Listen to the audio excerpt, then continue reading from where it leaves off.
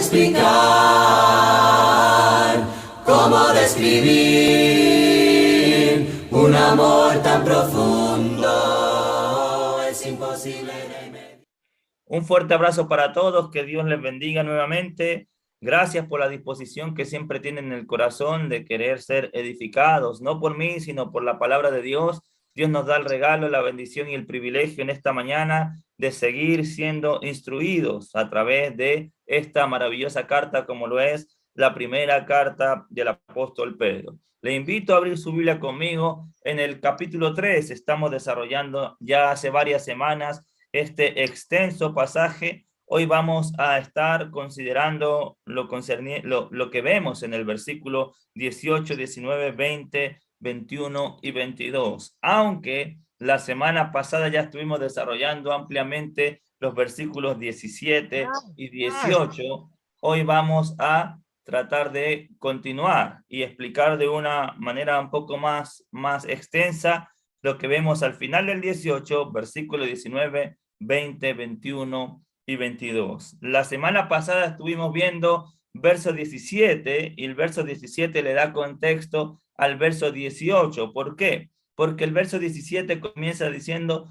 porque es mejor que padezcáis haciendo el bien, si la voluntad de Dios así lo quiere, que haciendo el mal. Porque también Cristo padeció una sola vez por los pecados, el justo por los injustos, para llevarnos a Dios, siendo a la verdad muerto en la carne, pero vivificado en espíritu, en el cual también fue y predicó a los espíritus encarcelados, los que en otro tiempo desobedecieron, cuando una vez esperaba la paciencia de Dios en los días de Noé, mientras se preparaba el arca, en lo cual pocas personas, es decir, 8, fueron salvadas por agua. El bautismo que corresponde a esto ahora nos salva, no quitando las inmundicias de la carne, sino con la aspiración de una buena conciencia hacia Dios por la resurrección de Jesucristo, quien habiendo subido al cielo está a la diestra de Dios, y a él están sujetos ángeles, autoridades y potestades. Eso es lo que vamos a estar desarrollando a lo largo de la clase de hoy. ¿Y por qué dije que el verso 17 le da un poco de contexto al verso 18? Porque el verso 18 nos va a explicar por qué es mejor que padezcamos haciendo el bien si la voluntad de Dios así lo quiere.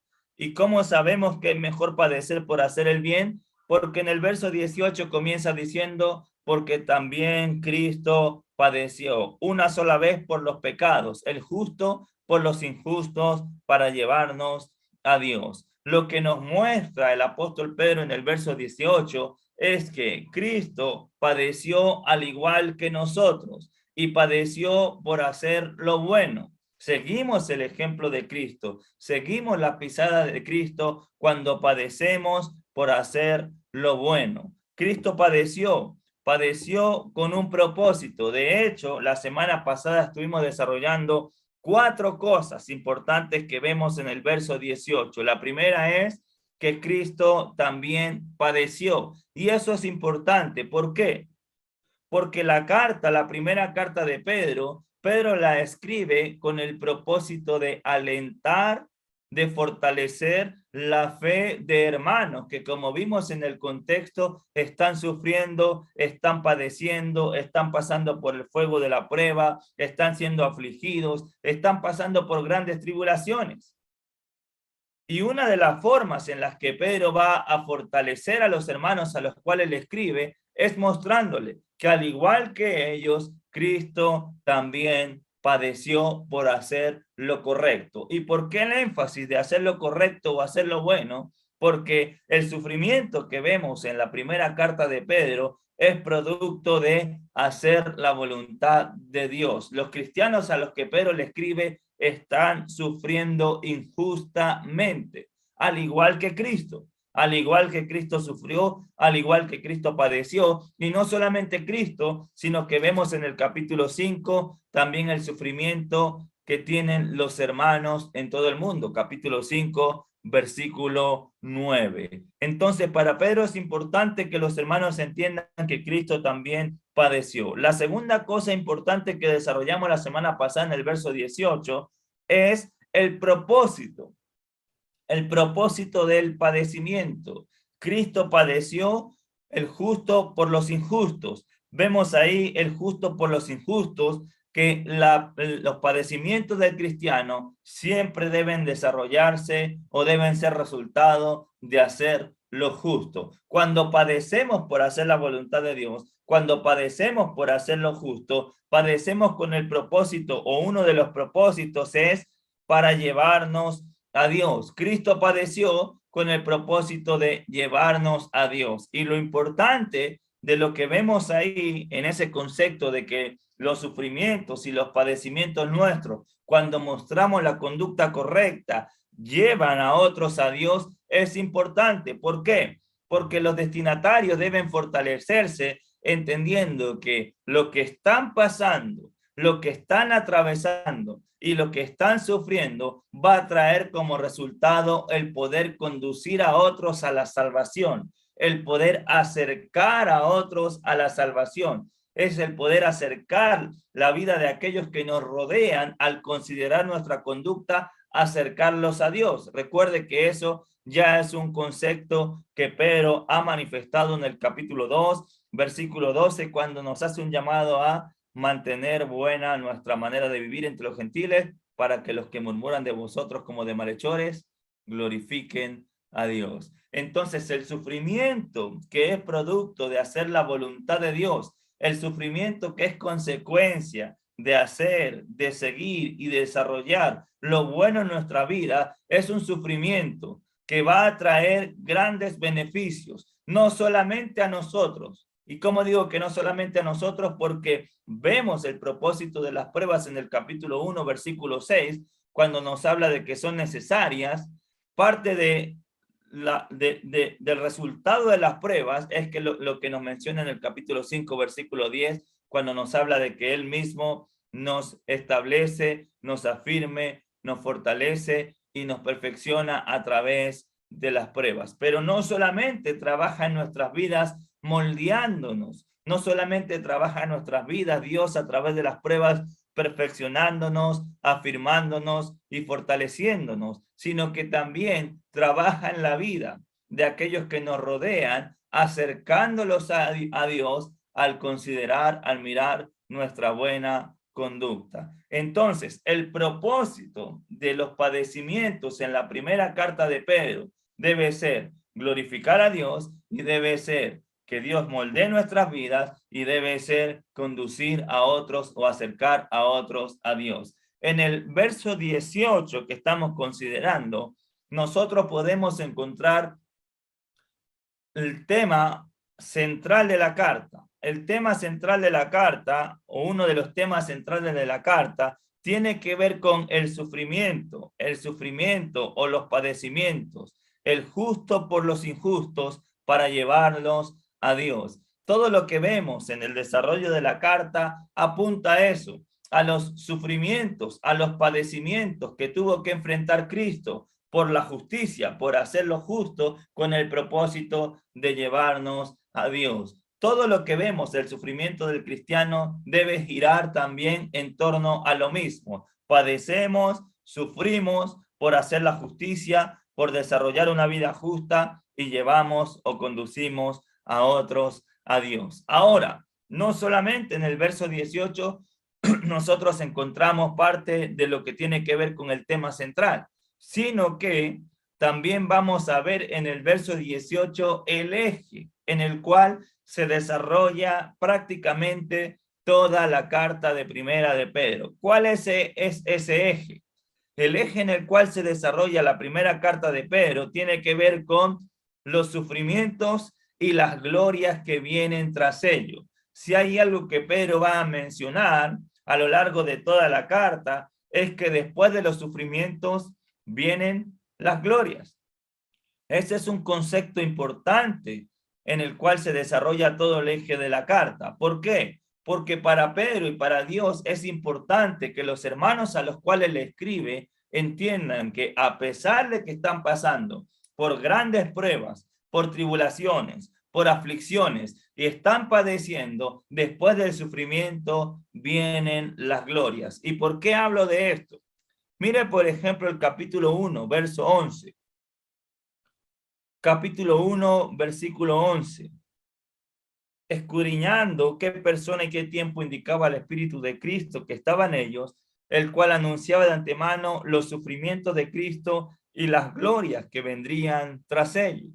Sufrimientos, glorias. Sufrimientos, glorias. También vemos el mismo concepto en el versículo, en el capítulo 3, en el versículo que estamos considerando, verso 18, vamos a encontrar también sufrimientos y glorias. De hecho, si ustedes ven el 3:22, después de que Cristo padeció, ¿qué pasó? Quien habiendo subido al cielo, 3:22, está a la diestra de Dios. Sufrimientos, glorias. En el capítulo 4,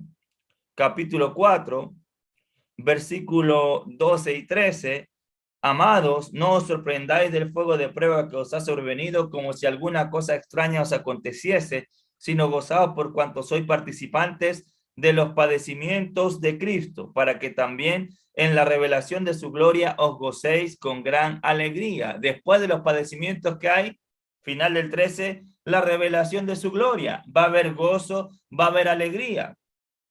De hecho, en el versículo 14 del mismo capítulo 4, si sois vituperados por el nombre de Cristo, bienaventurados sois, porque el glorioso Espíritu de Dios reposa sobre vosotros. Ciertamente de parte de ellos es blasfemado, pero por vosotros es glorificado. Y en el capítulo 5, en el versículo 10, capítulo 5, versículo 10, mas el Dios de toda gracia que nos llamó a su gloria eterna en Jesucristo. Nos llamó a su gloria eterna en Jesucristo. Pero esa gloria eterna en Jesucristo la vamos a poder disfrutar, según el verso 10, después de que hayamos padecido por un poco de tiempo. Entonces, ¿cuál es el eje de la carta? Lo encontramos ahí en el verso 18.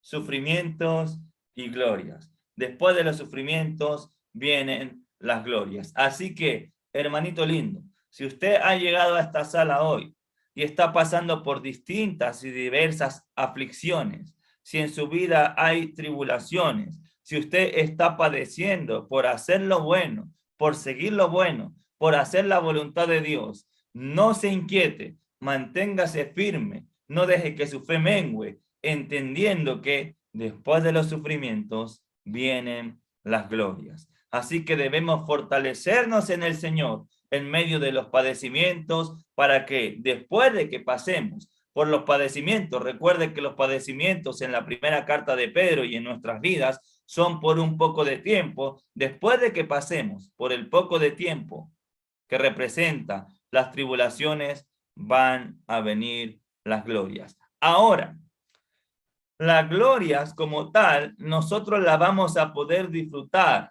plenamente y completamente cuando estemos en la presencia del Señor. Cuando Cristo disfrutó o cuando Cristo recibió toda esa gloria.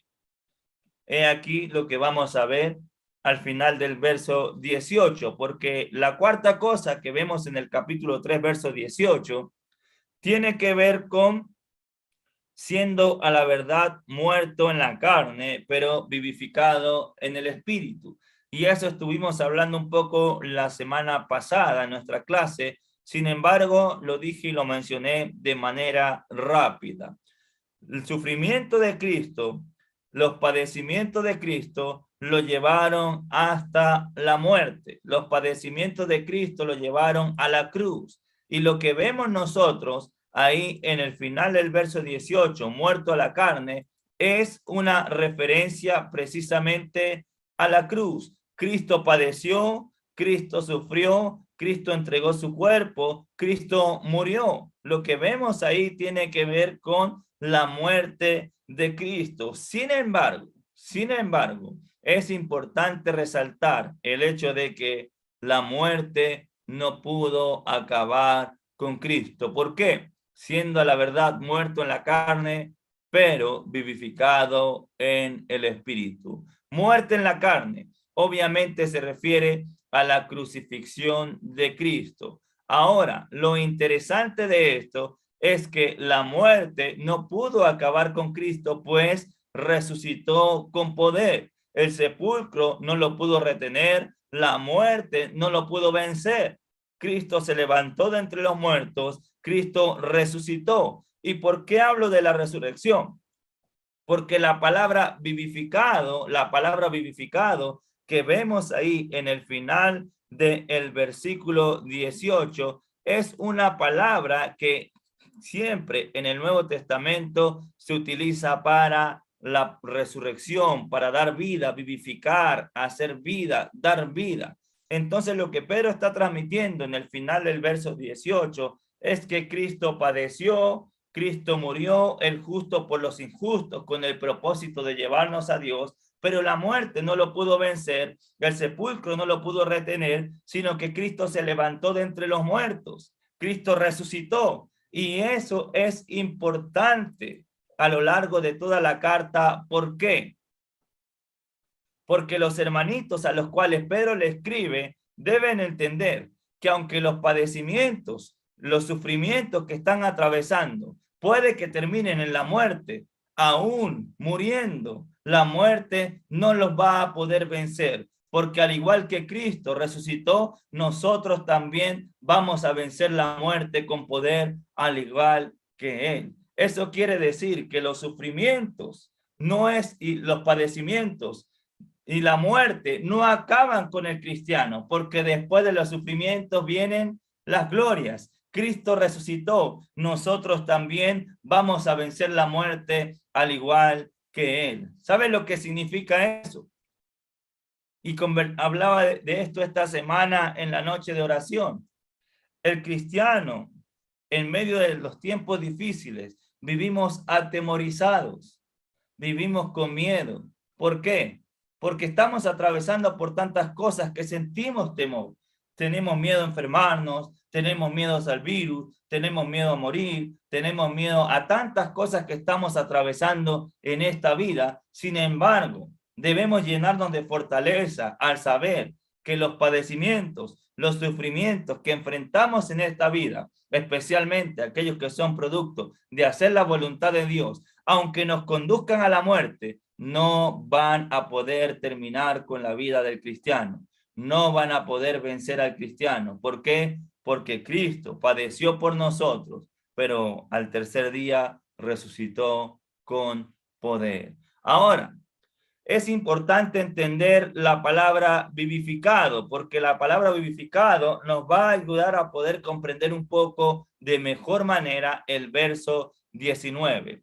¿Por qué es importante? Vamos a ver el verso 18 en varias versiones para entender que la palabra vivificado se está refiriendo a la resurrección, al dar vida. Según lo que vemos en la Nueva Versión Internacional, en el capítulo 3, verso 18, dice, porque Cristo murió por los pecados una vez por todas, el justo por los injustos, a fin de llevarlos a ustedes a Dios. Mire cómo termina el verso 18. Él sufrió la muerte en su cuerpo, pero el Espíritu hizo que volviera a la vida. El Espíritu hizo que volviera a la vida. Otra versión.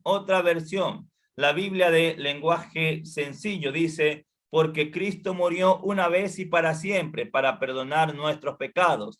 Él era bueno e inocente y sufrió por los pecadores para que ustedes puedan ser amigos de Dios.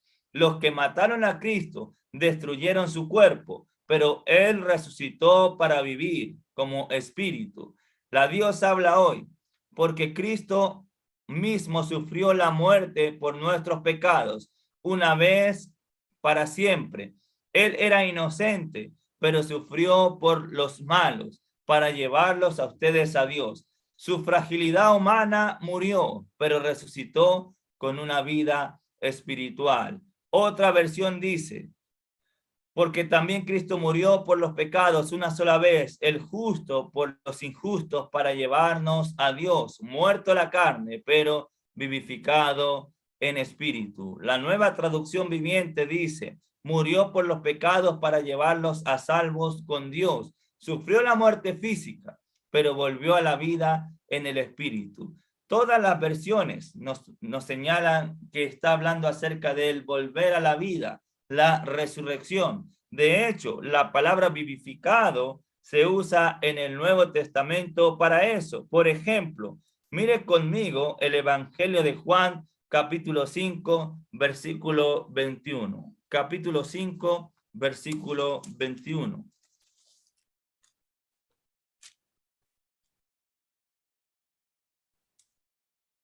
Dice así, porque como el Padre levanta a los muertos y les da vida, así también el Hijo a los que quiere dar vida. La palabra dar vida que se usa ahí en el verso 21 es vivificado, es la misma palabra. La palabra en griego es sampoie y tiene que ver con vivificar, dar vida, hacer vida. Y cada vez que se usa en el Nuevo Testamento, se utiliza en referencia a la resurrección. En Romanos capítulo 4 también encontramos la misma palabra. Romanos capítulo 4. Verso 17. Como está escrito, te he puesto por padre de mucha gente delante de Dios, a quien creyó, el cual da vida a los muertos y llama a las cosas que no son como si fuesen. Dar vida a los muertos. La palabra da vida ahí es vivificado. En Primera de Corintios, capítulo 15, Primera de Corintios, capítulo 15, verso 45, también vamos a encontrar la misma palabra. Capítulo 15, verso 45. Así también está escrito, fue hecho el primer hombre Adán, alma viviente, y el postrer Adán, espíritu vivificante. La palabra vivificante ahí es la misma palabra. En Romanos capítulo 8, versículo 11, también encontramos la misma palabra. Romanos 8, 11. Y el espíritu de aquel que levantó de los muertos a Jesús mora en vosotros. El que levantó de los muertos a Cristo Jesús vivificará también vuestros cuerpos mortales por su espíritu que mora en vosotros. Ahí también encontramos entonces la misma palabra.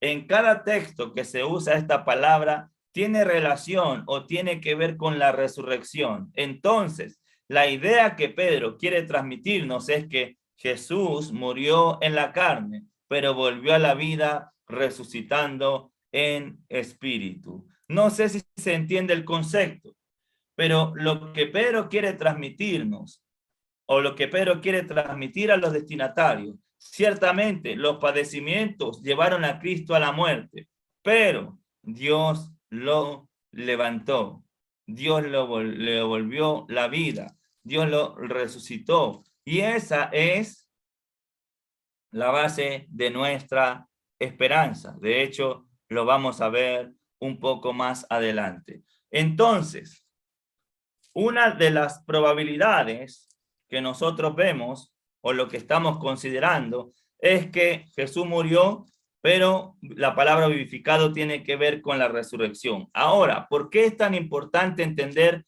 la palabra vivificado ahí en el verso 18? Porque ¿cómo comienza el verso 19? El verso 19 comienza diciendo en el cual, y esa expresión en el cual se está refiriendo a la condición en la que Jesús se encontraba y al tiempo.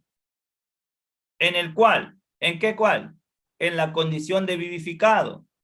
Eso quiere decir que si decimos como una probabilidad que la palabra vivificado tiene que ver con la resurrección, entonces el verso 19, en el cual también fue y predicó a los espíritus encarcelados, ¿en qué condición fue? ¿En qué momento fue? ¿En qué tiempo fue? Luego de su resurrección. ¿Y por qué es importante esto? Porque fíjense lo que va a pasar. El verso 19 dice, en el cual también fue y predicó. La palabra predicar que se usa en el verso 19 tiene que ver con proclamar. Jesús fue en su condición de resucitado a proclamar su victoria ante la muerte. No podemos hablar de victoria y de proclamación sin resurrección. Cristo no puede haber proclamado su victoria si no ha resucitado. Entonces, en esa condición fue y proclamó su victoria a los espíritus encarcelados. No podemos hablar de victoria sin resurrección. Ahora, hay algo importante que es bueno decirlo. En el verso 19, Pedro no está hablando bajo ninguna condición de que Jesús fue a darle una segunda oportunidad a aquellos que ya murieron. No está hablando Pedro de que Jesús fue a hacer un llamado al arrepentimiento. No está hablando de una segunda oportunidad. Por eso el énfasis de que la palabra proclamó o la palabra predicó tiene que ver con proclamar. Jesús no fue a llamar al arrepentimiento a aquellos a aquellos espíritus que estaban encarcelados, sino que fue a proclamar su victoria sobre la muerte. No podemos pensar, porque contradice lo que vemos a lo largo de toda la escritura, que después de la muerte haya una segunda oportunidad. Jesús fue a proclamar su victoria a aquellos espíritus que estaban encarcelados. Ahora, hay varias posiciones referente al final del verso 18 y el verso 19. Algunos creen que Jesús fue a proclamar o anunciar a los espíritus encarcelados en el tiempo después de su muerte y antes de su resurrección. Algunos piensan que fue en ese tiempo.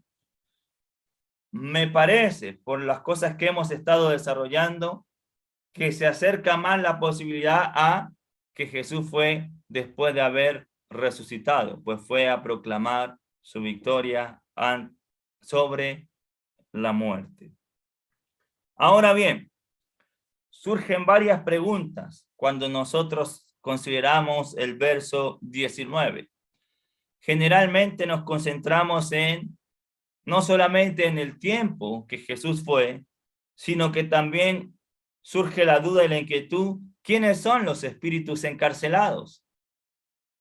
Son dudas que surgen al leer el verso 18, 19, 20. Ahora, hay algo que es importante y que quiero decir, porque cuando abordamos estos textos nos concentramos en ellos. Sin embargo, no es el tema principal de lo que Pedro quiere transmitir en estos textos. Pedro no quiere que el enfoque nuestro sea en qué tiempo fue y a quiénes fue. Hay algo que Pedro quiere transmitir en el verso 19, en el verso 20 y en el final del verso 18, que tiene que ver con el contexto que los destinatarios están atravesando. Hay un mensaje que Pedro quiere transmitirle a los destinatarios que están sufriendo en estos versos. Lo vamos a ver un poco más adelante. A la pregunta que surge de quiénes son los espíritus encarcelados, vemos el verso 20 comienza diciendo,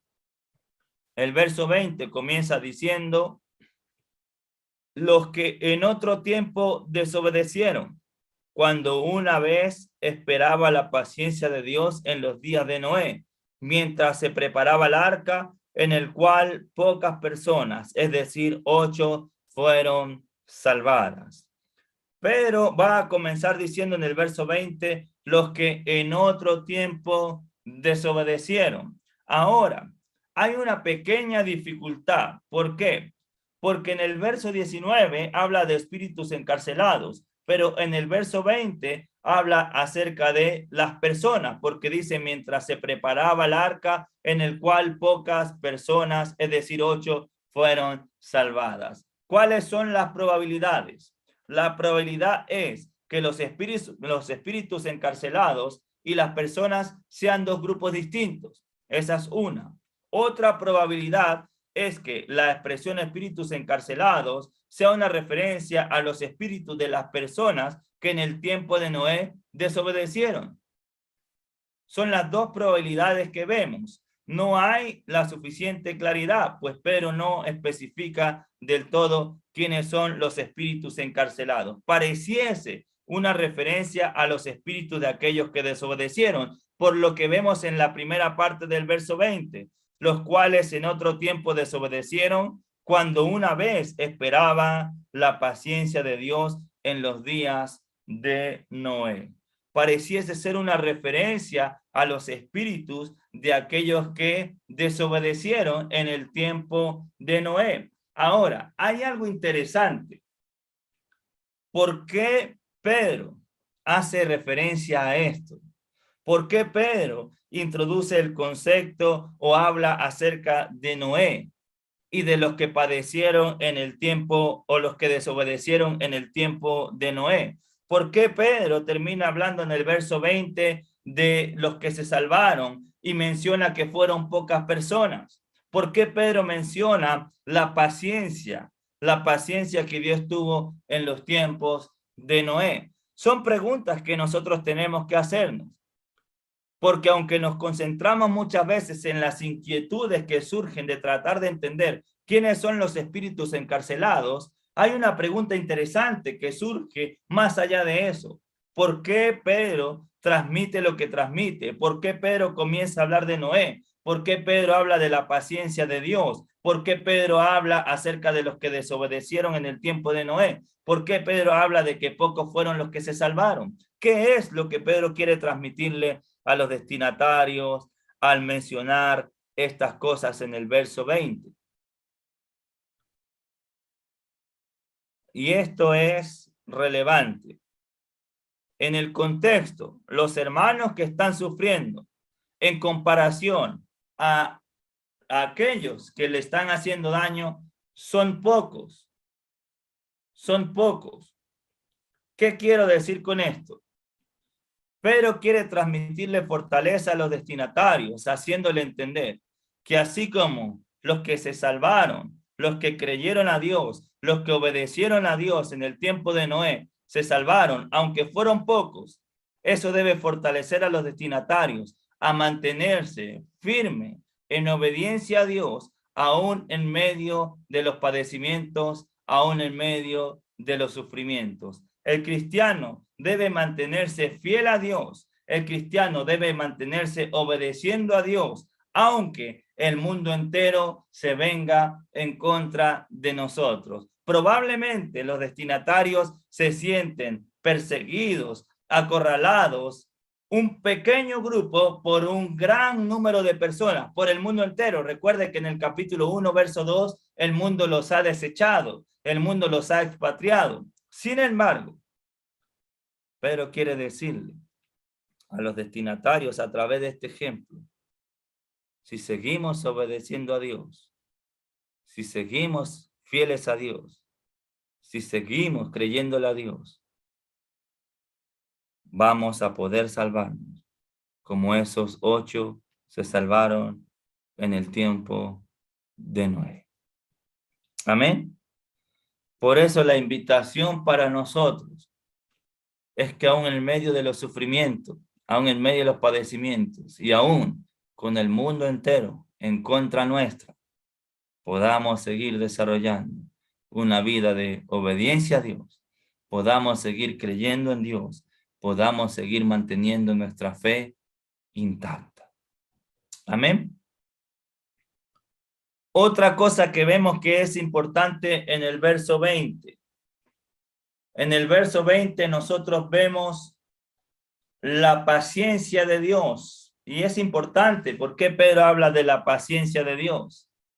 Dios es paciente. Según lo que vemos en el verso 20, dice, cuando una vez esperaba la paciencia de Dios en los días de Noé. ¿Fue paciente Dios en los días de Noé? Alguien puede creer que no, puesto que mandó el diluvio. Sin embargo, ¿cuánto tiempo estuvo Noé predicando? ¿Cuánto tiempo Noé estuvo anunciando? Vemos reflejada la paciencia de Dios a través de cada anuncio que hacía Noé. Dios está siendo paciente, no solamente para con los hermanos que están sufriendo, sino también para aquellos que no creen. Recuerde que el propósito de los sufrimientos es llevarnos a Dios, es acercar a la gente a Dios. Dios muestra su paciencia. Ahora bien, en el verso 20 nos va a mostrar otra cosa interesante. El agua para unos representó destrucción. El agua para otros representó salvación. A unos condenó, a otros salvó. Y eso es interesante. ¿Por qué? Porque el agua fue el instrumento con el cual Dios usó para destruir, para condenar a muchos. Pero esa misma agua salvó a 8. ¿Por qué Pedro habla de eso? Porque mira cómo comienza el verso 21.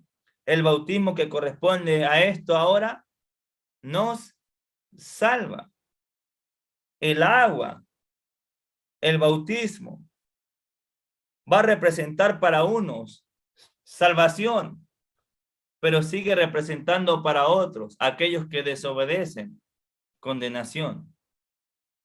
¿Se entiende el punto? De hecho, la nueva versión internacional, en el verso 21, va a traducir de la siguiente manera, la cual simboliza el bautismo, que ahora lo salva también a ustedes. Simboliza el bautismo que salva. El agua salvó a 8, el agua condenó a miles. El agua, la obediencia al evangelio en el bautismo, va a salvar a unos y va a condenar a otros. ¿Y por qué hablamos de que en el bautismo nosotros vamos a encontrar salvación? ¿Por qué hablamos que el bautismo y el agua representa para algunos salvación? Es un concepto que Pedro ya lo viene trayendo desde el capítulo 1, verso 3. Capítulo 1, verso 3.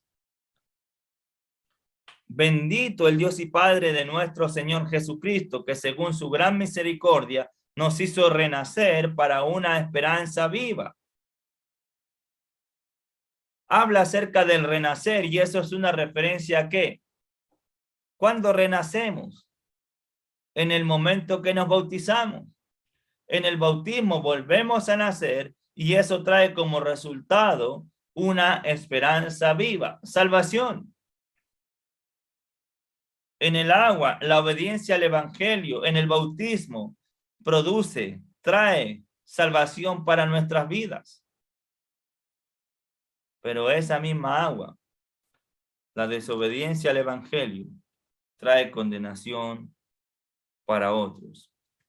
Entonces, lo que Pedro quiere decirle a los destinatarios en el verso 20, mostrando hablando acerca de aquellos que desobedecieron en el tiempo de Noé, es para darle ánimo a los hermanos a los que él le escribe, a mantenerse fieles, a mantenerse firmes, a seguir obedeciendo, a recordar que nosotros hemos decidido obedecer al evangelio y que en la obediencia al evangelio, a través de las aguas del bautismo, hay salvación.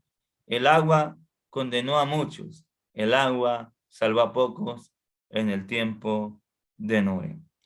Ahora, para avanzar, en la segunda parte del verso 21, dice, el bautismo que corresponde a esto ahora nos salva, no quitando las inmundicias de la carne, sino con la aspiración de una buena conciencia hacia Dios por la resurrección de Jesucristo de entre los muertos. Me llama mucho la atención como lo dice la Nueva Versión Internacional. El bautismo no consiste en la limpieza del cuerpo, sino en el compromiso de tener una buena conciencia delante de Dios. Las aguas en las cuales nosotros fuimos bautizados no quitan la inmundicia de la carne, pero sí nos dan y hacemos un compromiso de desarrollar y de tener una buena conciencia delante de Dios. En el bautismo no quitamos las inmundicias de la carne, no nos limpia las inmundicias de la carne, pero sí hacemos el compromiso de desarrollar una buena conciencia delante de Dios. Y para Pedro es resaltante el hecho de que el cristiano pueda desarrollar una buena conciencia. Mira el capítulo 3, verso 16.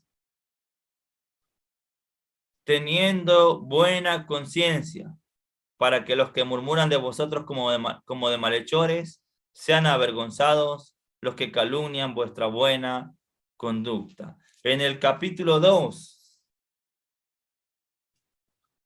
verso 19. Porque esto merece aprobación si alguno a causa de la conciencia delante de Dios sufre molestias padeciendo injustamente.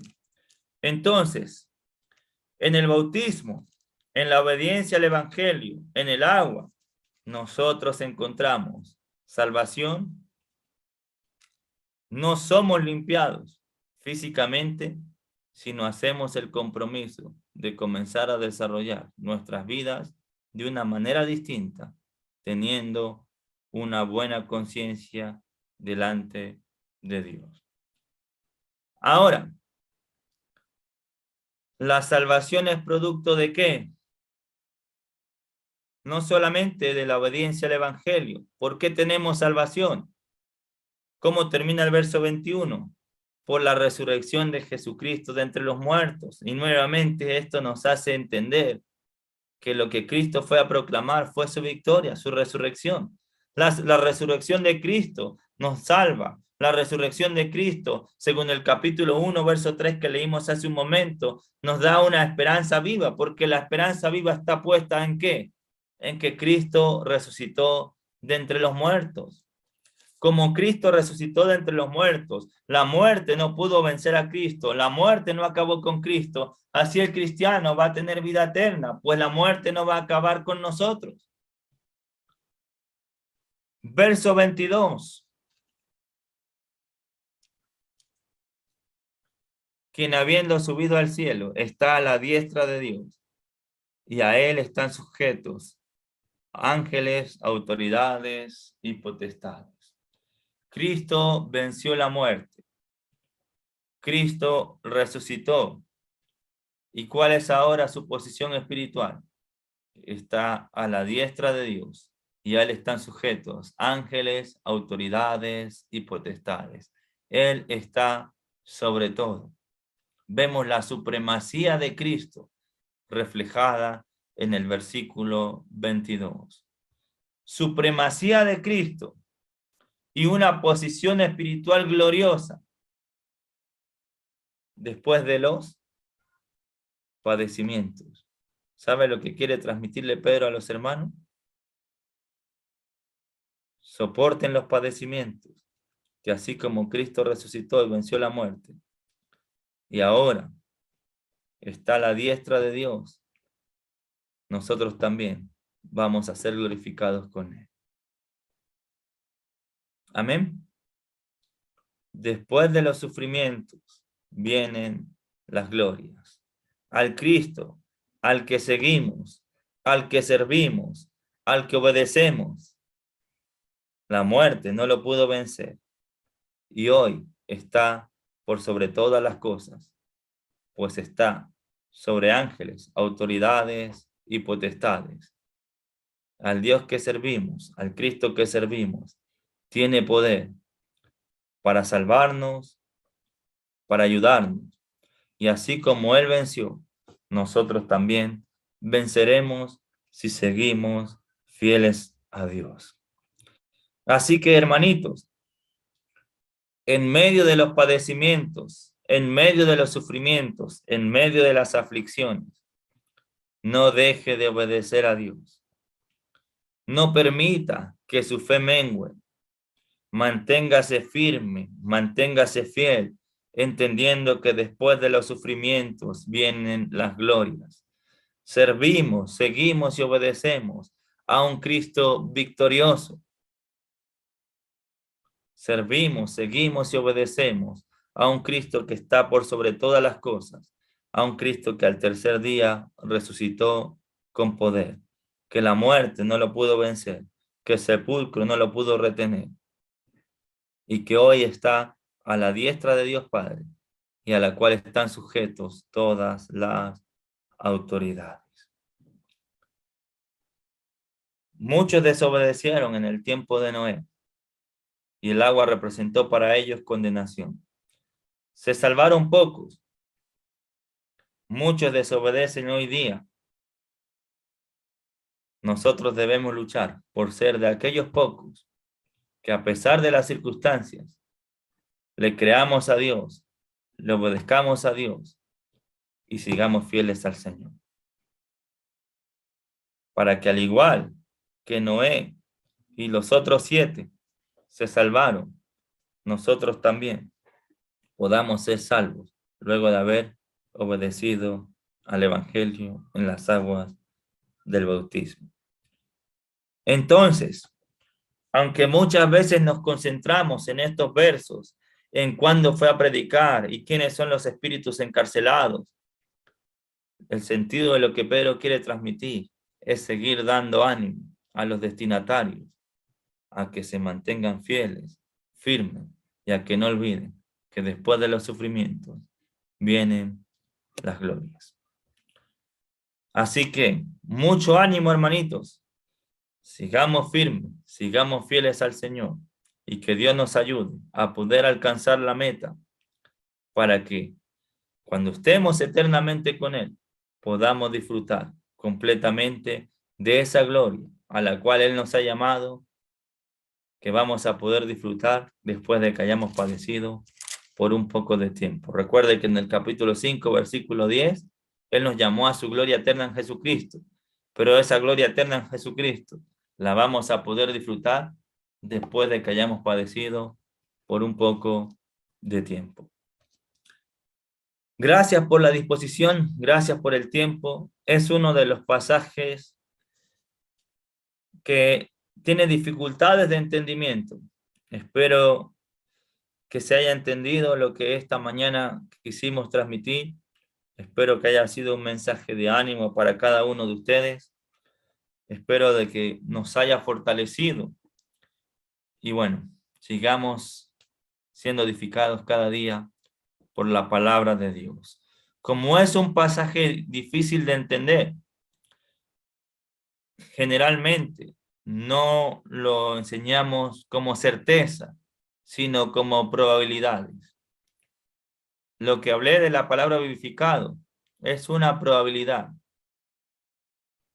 ¿Quiénes son los espíritus encarcelados? También es una probabilidad. No tenemos la certeza, pero lo que sí tenemos certeza es que si seguimos fieles al Señor y le obedecemos, aunque tengamos el mundo en contra, al igual que esos 8, vamos a poder salvarnos si seguimos obedeciendo, siendo fieles y creyendo en el Señor, aún en medio de tantas adversidades. Que Dios les bendiga. Un fuerte abrazo para todos. Busca primero